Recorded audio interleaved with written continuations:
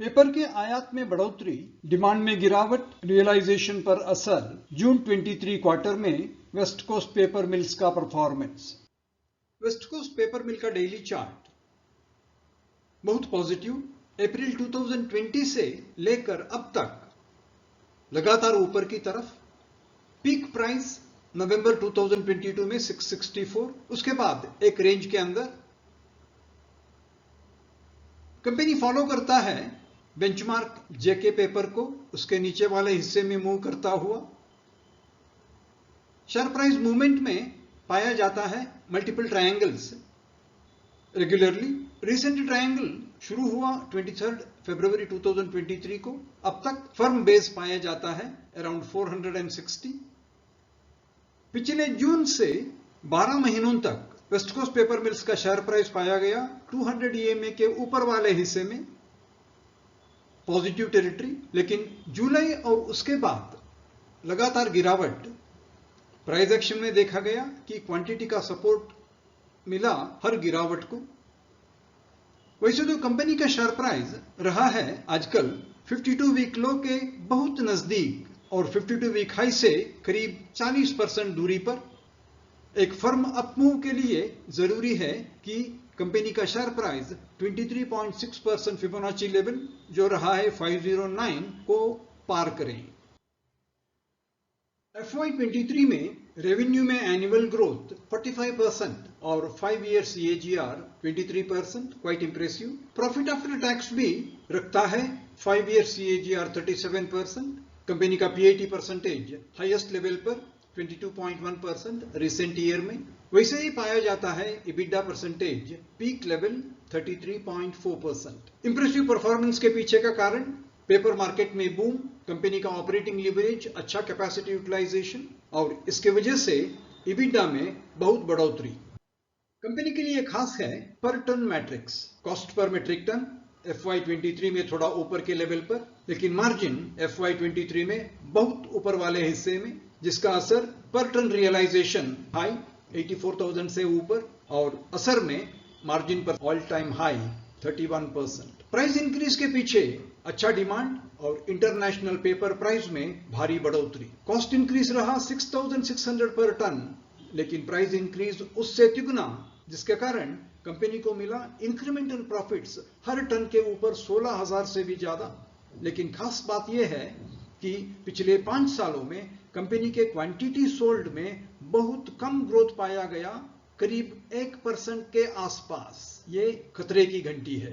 अपने raw materials, steel, water और power में सेल्फ रिलायंट रहते हुए वेस्ट कोस्ट पेपर मिल पाया जाता है भारत के लार्जेस्ट प्रोड्यूसर्स ऑफ पेपर में। कंपनी के हैं 2 सेगमेंट्स, पेपर एंड पल्प और टेलीकॉम, लेकिन डोमिनेंस रहा है पेपर एंड पल्प का, जो कंट्रीब्यूट करता है 96% रेवेन्यू में से और करीब पूरा का पूरा प्रॉफिट 99% आता है पेपर एंड पल्प सेगमेंट से। टेलीकॉम के लिए है बहुत लंबा रास्ता। स्ट्रॉन्ग सेल्स रियलाइजेशन का असर ऑपरेशनल कैश फ्लो में साफ साफ नजर आता है। हर साल बढ़ता हुआ हाईएस्ट FY23 में 1,300 करोड़ से भी ज्यादा। इफेक्टिव वर्किंग कैपिटल और फिक्स्ड एसेट्स प्रोग्राम कंसिस्टेंट और साइजेबल। नॉमिनल डिविडेंड के बाद कंपनी के पास रहा है बहुत बड़ा investable funds. Paper industry cyclical होने की वजह से कंपनी के लिए अच्छा रिटर्न ऑन कैपिटल एम्प्लॉयड पाना एक बहुत बड़ा चैलेंज साबित हो सकता है।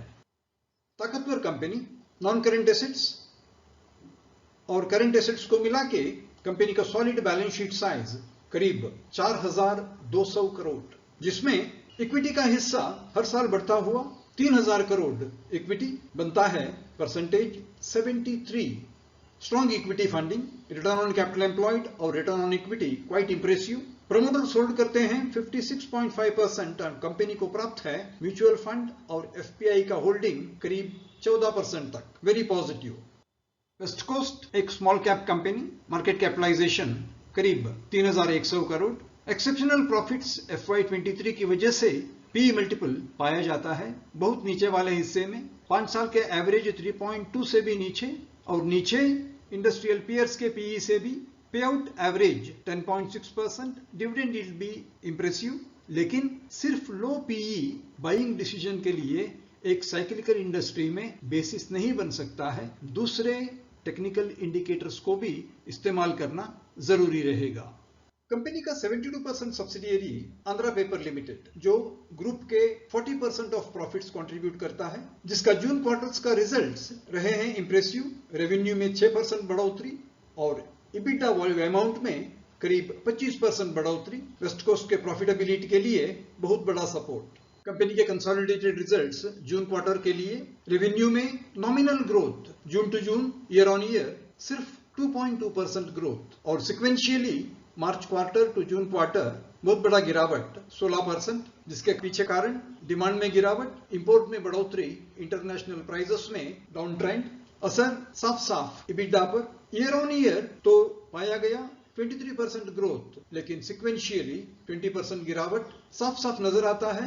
इबिटा में करीब 1.5% का फॉल और रेवेन्यू में 16% का गिरावट को मिलाकर कंपनी के ओवरऑल इबिटा अमाउंट में मैसिव फॉल 20%, और जिसके पीछे का कारण रियलाइजेशन में गिरावट और इनपुट इन्फ्लेशन, खासकर वुड प्राइसेस में इंक्रीज, जिसकी वजह से फ्यूचर प्रोजेक्शंस के लिए गाइडेंस बहुत कॉशियस रहने की संभावना है। वेस्ट कोस्ट पेपर मिल्स को ताकतवर बनाते हैं उसके स्ट्रॉन्ग रियलाइजेशन और अच्छे प्रॉफिट्स।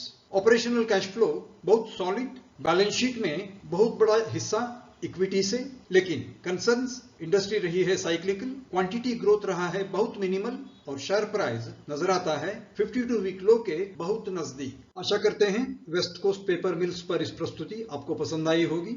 मैं हूं Vithal Prabhu, stock learning simplified weekly video के साथ। ऐसे ही इंफॉर्मेटिव वीडियोस आप पा सकते हैं हमारे इन्फो कार्ड पर @स्टॉक लर्निंग सिंप्लीफाइड।